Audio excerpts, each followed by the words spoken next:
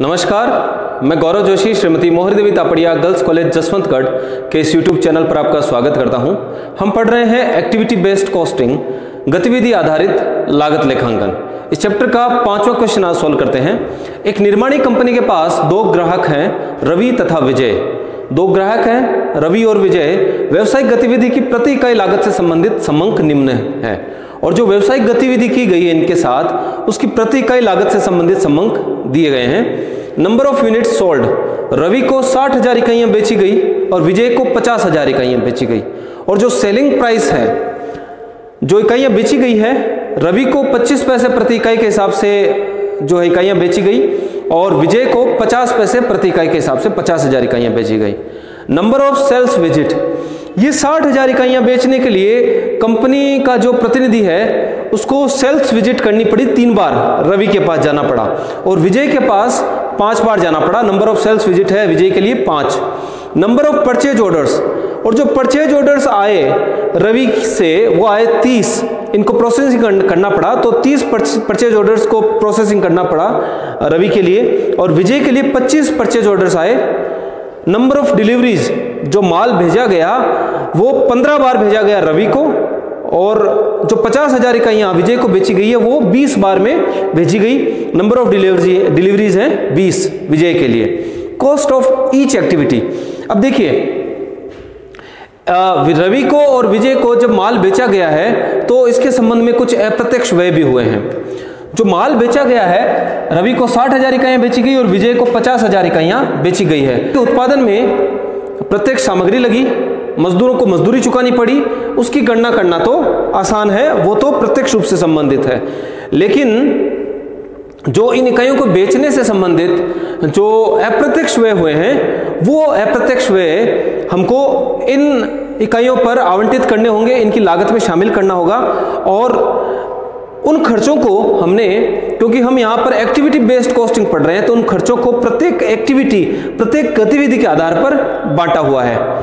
और इन खर्चों को फिर इन दोनों कस्टमर्स को, इन दोनों ग्राहकों को जो इकाइयां बेची गई है उनकी लागत ज्ञात करने के लिए ये जो कॉस्ट ड्राइवर्स हैं, जैसे number of sales visit, number of purchase orders, number of deliveries, इन कॉस्ट ड्राइवर्स के आधार पर, लागत चालकों के आधार पर आवंटित करना होगा।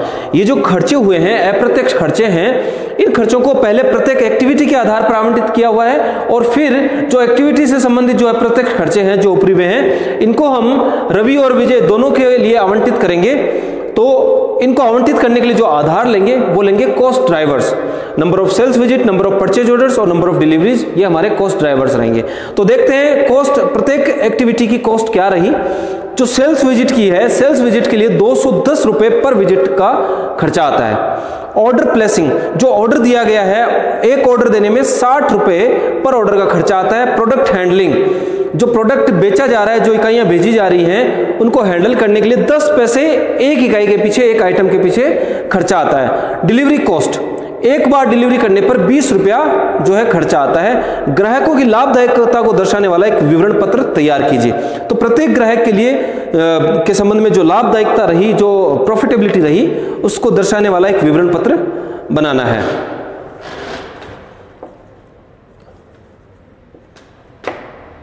Statement showing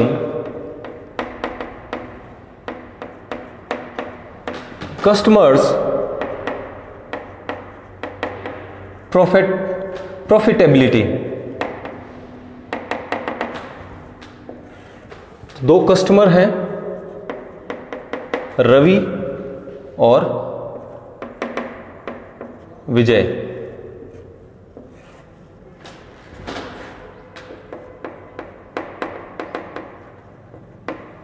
particulars, units sold, 60,000 इकाइयां रवि को बेची और 50,000 इकाइयां विजय को बेची गई हैं। सेलिंग प्राइस है 25 पैसे और 50 पैसे। तो सेल्स वैल्यू कितनी आएगी?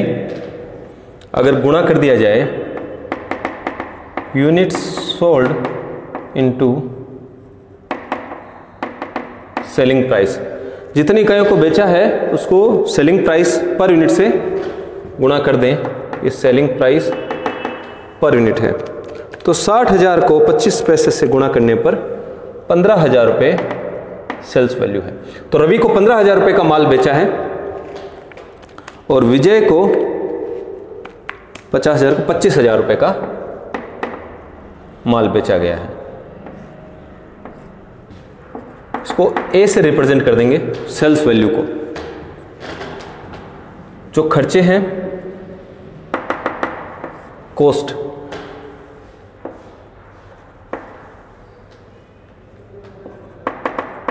अब इसके संबंध में इन दोनों कस्टमर्स के संबंध में जो सेल्स विजिट की कॉस्ट है, सेल्स विजिट कॉस्ट पर विजिट के लिए 210 रुपये लगते हैं। पर सेल्स विजिट जो की जाती है 210 रुपये उस पर खर्चा आता है। तो इस एक्टिविटी की जो कॉस्ट है उसको इन दोनों पर अलोकेट करने के लिए जो कॉस्ट ड्राइवर हम लेंगे वो लेंगे नंबर ऑफ सेल्स विजिट। तो रवि के लिए 3 सेल्स विजिट हुई है और 1 सेल्स विजिट का खर्चा आता है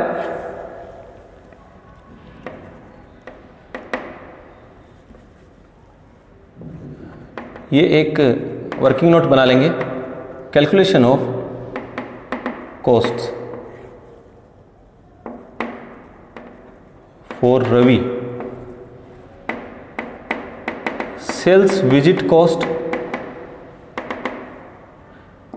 210 रुपये है एक विजिट का, तो रवि के लिए 3 विजिट की गई है, नंबर ऑफ सेल्स विजिट है 3, तो 3 से मल्टीप्लाई करेंगे 630 रुपये।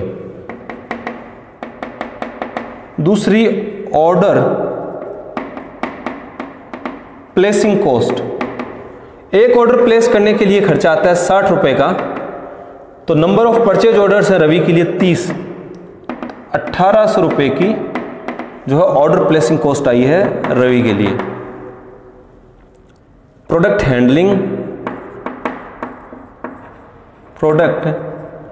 Handling cost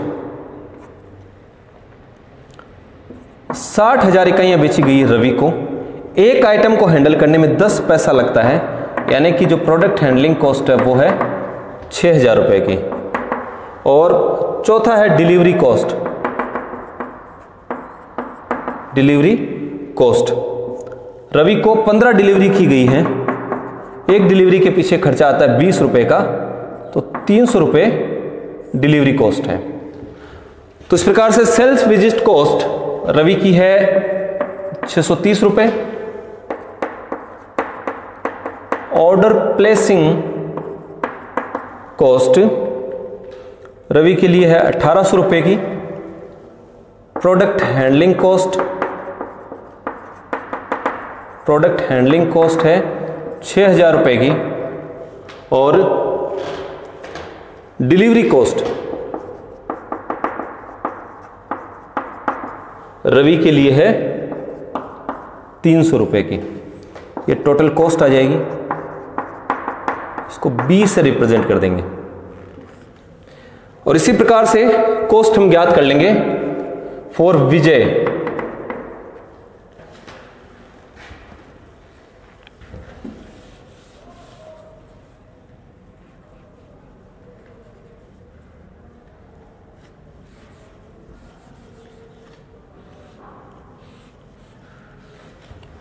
sales visit cost है 210 रुपये पर विजिट का, और विजय के लिए 5 सेल्स विजिट की गई हैं, तो 210 को 5 से मल्टीप्लाई कर देंगे, 1050 रुपये वह सेल्स विजिट कॉस्ट है विजय के लिए। ऑर्डर प्लेसिंग कॉस्ट, एक ऑर्डर का प्लेस करने का 60 रुपये है, तो विजय के लिए 25 परचेज ऑर्डर दिए गए हैं, तो 60 को 25 से मल्टीप्लाई कर देंगे, 1500 रुपये।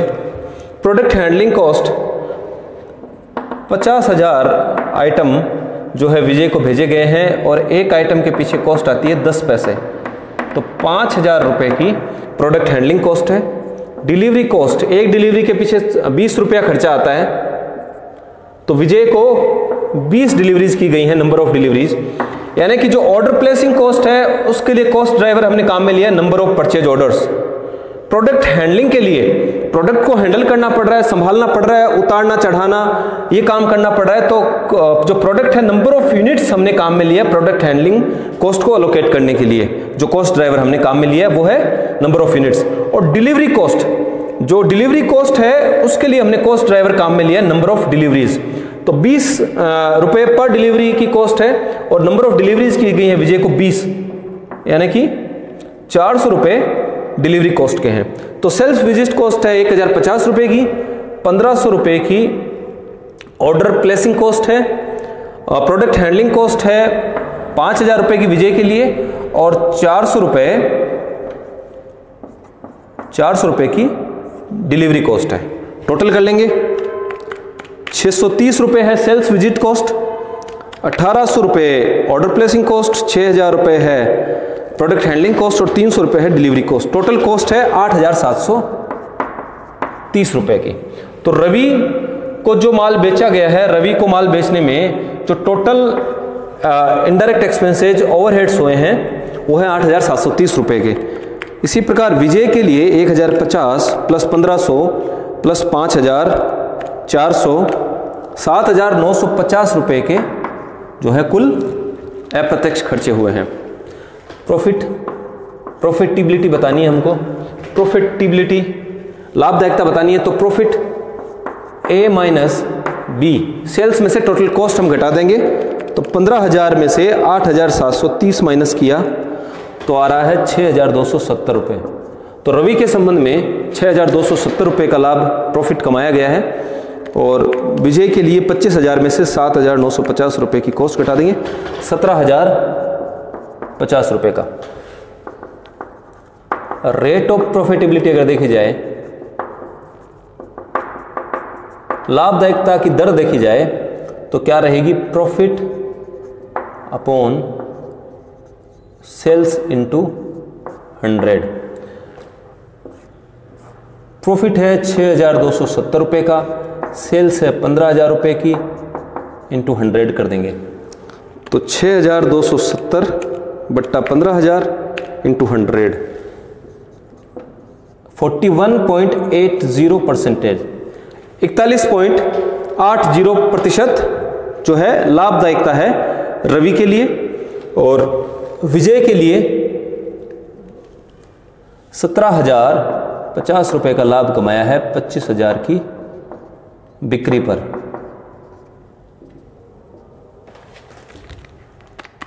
$17,050 में 25,000 का भाग लगा देंगे तो 68.20% जो लाभदायकता प्रतिशत है विजय के लिए है।